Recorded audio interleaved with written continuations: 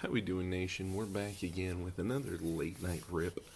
Normally don't rip this much product, but I heard somebody say that with 2021 tops being the way it is, hobby boxes, you get normally one relic, probably $2 to $3 relic. Um, that retail was actually kind of the way to go into a quantity over quality type situation. Especially with so many rookies, that's really going to be your only way to get parallels. So, I found for the first time a mega box at my Target. Can't believe that the flippers didn't get to it all yet. So I picked up one of these to do for myself 16 packs. 16 cards per pack, 256 total cards. It's very similar to the makeup of a hobby box, whether you get 24 packs at 14 cards per pack. So, not much as far as a card difference. Unlike blasters, you can get autographs and relics in here. So we'll open up, see how we do. For good luck, we do have the World Series champions bat mug here, hoping for some luck. If you watched the video last night, you did see we did pull a numbered Cody Bellinger out of his insert set out of $2.99. We didn't get a whole lot of other stuff. We got some inserts, some parallels. Well, not parallels. We got some inserts. And in here, wow, that is a lot of cards. 16 packs. So this is going to take a little while, but you know what? We're just going to have fun. We got a late night rip. The family's asleep. So we'll open it up, see how we pull, talk some baseball. Really interesting to see how the season's going to go this year. I wish they had done 8 teams again on either side, because I think the Padres are going to lock up one playoff spot, one of the wild cards in the National League, and there's Luke Voigt in the the rest of the league fighting for one playoff spot after playing 162 games. Just doesn't quite seem fair. But that's just me. I'd like seeing 8. There's a rookie Chadwick Tromp. But I like seeing the 8 teams. I thought the wild card series was cool. The home team getting to host all those. So overall, I was very pleased with it last year. Wish they'd go back to it. But I think the Commissioner of Baseball kind of, well, there's a Pache. That's a good card to pull in the first pack. He just, I don't think, is very good at his job. I don't think Tony Clark is either, in charge of the union. So unfortunately, I think we're heading towards a strike at the end of the season, which I'd hate to see. But I think we should have had expanded playoffs this year. I think we should have had DH. I don't know any reason why we wouldn't have a DH across the board. Because last year it just made sense. It was a lot of fun. And I don't really want to see the pitchers hit anymore. Before this season, I was big into there's Max Scherzer. I don't think I had that one yet, so that's awesome. Before this year, I was big into the pitchers hitting, very National League purist, until I saw it for a full season. It's a cool home run derby, or home run challenge card, Tatis. And then once I saw it for a year, I was like, you know what? I kind of like seeing the DH. I think you still have some strategy involved. You're not pinch hitting and doing all that other stuff, but there's still strategy involved from the American League standpoint. I'd love to hear your thoughts about it. You can leave them in the comments, because I know there's some people out there who are fans of American League teams. You've always had the DH, so it just makes sense to you. There's Sean Manaea, which I like that we're getting a lot of different cards that I haven't seen before. I actually think when I add up all the numbers after this, I may be very close to finishing the set for Series 1. There's a Stars and Service. These are cool. I really like that they did that. You can see the California Strong. I'll get to the back in case you want to pause it and read anything about the natural disaster relief that Yelich and Ryan Braun did. and you've heard it 100 times. I don't necessarily want to keep repeating it, but I love that you get a 1952 in every pack. That they're so readily available in retail. I think that's probably the set I'd most like to complete. This is the 1952 set. Kyle Lewis. Hope he has a good year. I actually just watched the documentary Junior on MLB Network tonight. If you haven't seen it yet, I highly suggest you take a peek. It was wonderfully done. And then you had I want a space on his name. Oh, Sterling K. Brown. He plays Randall in This Is Us.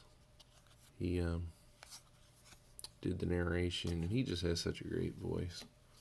You may remember him too from Black Panther. He was in that movie. But Sterling K. Brown, just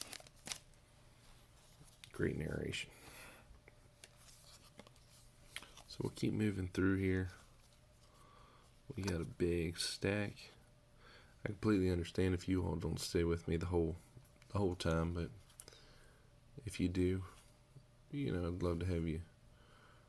Love that picture. Join me all the way to the end. I almost wish I could do this as a live stream, but there's Jo Adell, and Hank Aaron, may rest in peace. But I don't have the 1,000 subscribers to be able to go live off my phone anymore, which I loved when I was able to do that, just because it was so much fun to connect with you guys and get to go live, rip a few things, talk for a while.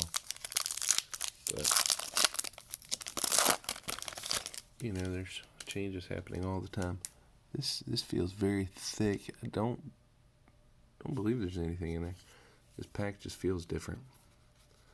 Oh, it's got a chrome, that's why. Thought something felt weird about it.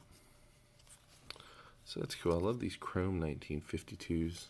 I pulled one once of Casey Mize out of a blaster box. So I'll be curious to see who this one is. It is Bo Bichette. That's a really nice one. Bo Bichette. Beautiful card. Which I saw in spring training the other day. He was batting, I think, third. So it'll be interesting to see kind of where they have him. Jo Adell didn't have that one yet. So there's a few more rookies that I needed. Eddie Alvarez, really nice guy. You all may not remember, he won a speed skating silver medal in the 2014 Winter Olympics. I actually got his autograph and had him sign a card and sign an 8x10. But it's cool he's getting a rookie card here. He actually came up last year and debuted because of COVID issues with the Marlins.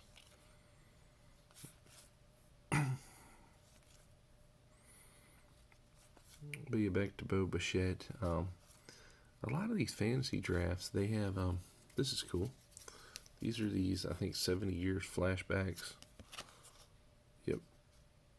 Which I like they redid kind of that entire insert set. That'd be a set to collect too. It's just, would be very time consuming. Sixto Sanchez, I have him in my Dynasty League.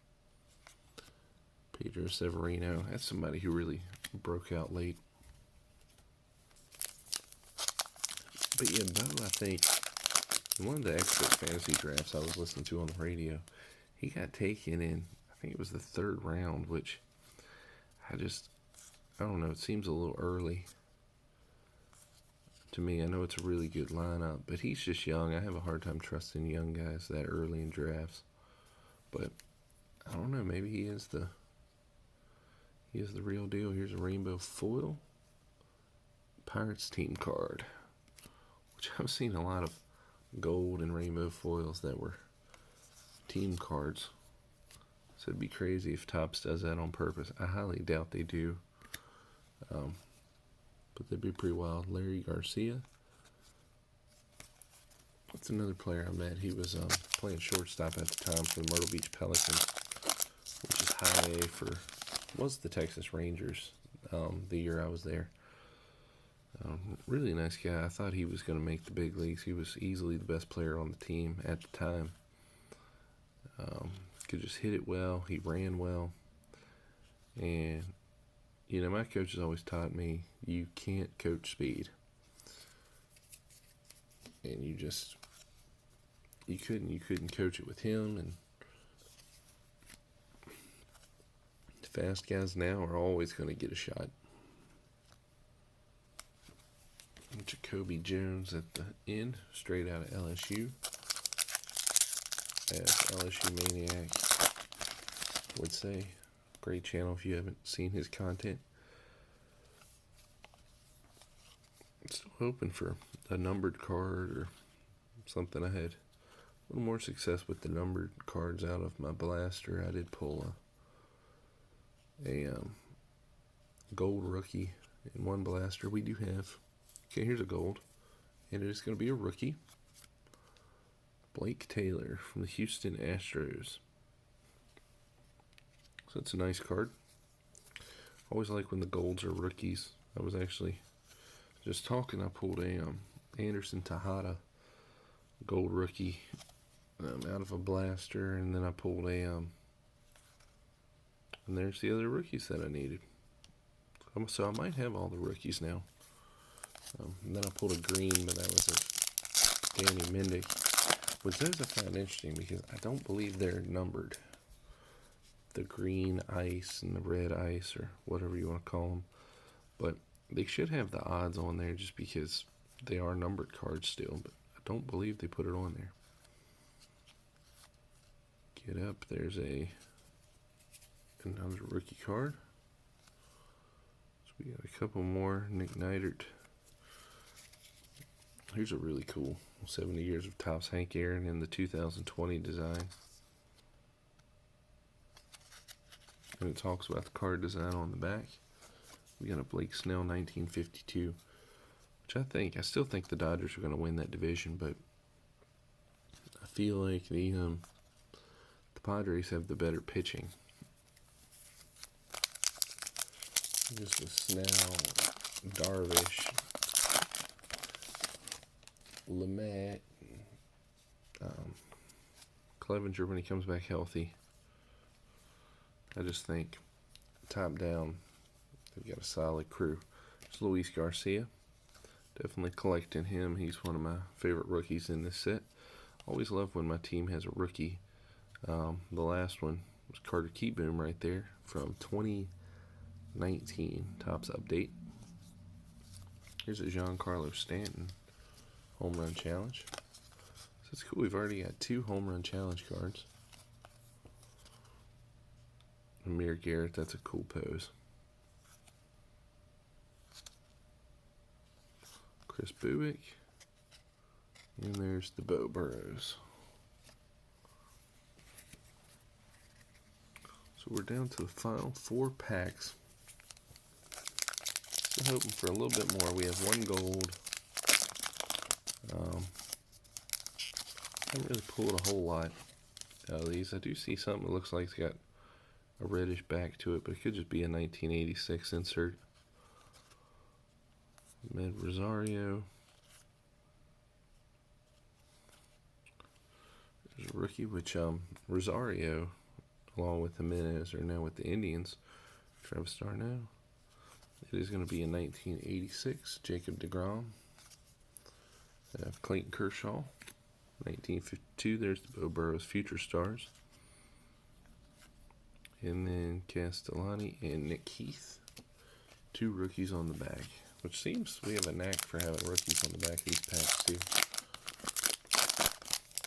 Down to the last 3. And yeah, this is the first Mega Box I've actually ever opened. Probably be the last one too.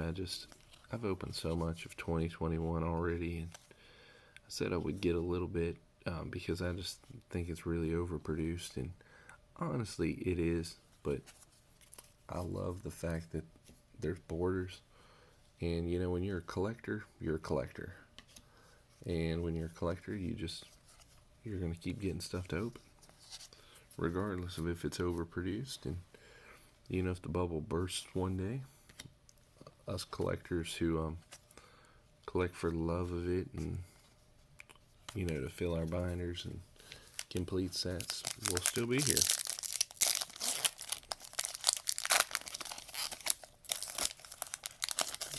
Okay, last 2 packs. Maikel Franco, he had a pretty good bounce back here, I feel like. He batted 278, played in all 60 games. Yeah, I think he could be sneaky this year. So, keep an eye on him in some fantasy drafts. You might be able to get him as a late sleeper. Speaking of seeing the junior documentary, here's a Topps Through the Years. We got baseball's finest all-stars. Ken Griffey Jr. right there. 1993 finest base card, which was the first year they produced finest, according to the back. Yordan Alvarez, Nico Horner, and rookies on the back again, Peterson and Tejada. So it's really interesting. It's almost like we've ran into an optic situation these last few packs. Hoping for some last pack mojo here. And let's see. The odds are we're not going to get any big hit or anything. Doesn't look like we did get one here. But maybe we'll have a backwards card. We'll walk into some luck. Segura. Austin Meadows. If we do, it'll be right around here in the center. Escobar. We do have a chrome, so that's a good way to end it. Seth Lugo. And it's Tatis. That is a great way to end it. Fernando Tatis Jr. Topps Chrome 1952. Absolutely beautiful card. Then we got Molina. There's Kyber Ruiz. Ryan Mountcastle. Very good last pack. So the last pack mojo did not let us down. Brad Hand, the newest closer for the Nationals. So we will do a quick recap. These are all the rookies we pulled. I'm not going to break down and go through every single one, but we pretty much got every rookie that we could in this set. And our inserts are all right here. But you can see, I'll scroll through them real quick. Got some Cody Bellinger, some 52s, some 86s, home run challenge cards. We got some 70 years of Topps. And then I just put a few base cards in here as well. Mixed up my pals. Rainbow foil. And then another Topps Chrome, which there's the stars in service. So for our Chromes to be Bichette and Fernando Tatis Jr., 2 of the up-and-coming premier prime young stars. I'm really happy about that. Overall, really happy with this break. Oh yeah, don't want to forget our low number card, a gold Blake Taylor rookie card. So pretty good rip. Really happy about this. Let me know if you've opened anything recently, if you found any retail in your area. I'd love to hear from it. And let me know in the comments too who you think the best rookie in the 2021 class is going to end up being at the end of their career, and if there's a bust from this class where people are like, yeah, I can't believe people were collecting their cards, who you think that'll be as well. Look forward to engaging with you all in the comments. Also, if you're still with us, Cody's Card Closet is going to have a Facebook page, a hobby shop, where you can get any of the mystery packs that we produce here at the channel. I look forward to joining you over there and speaking some more. See you next time. God bless.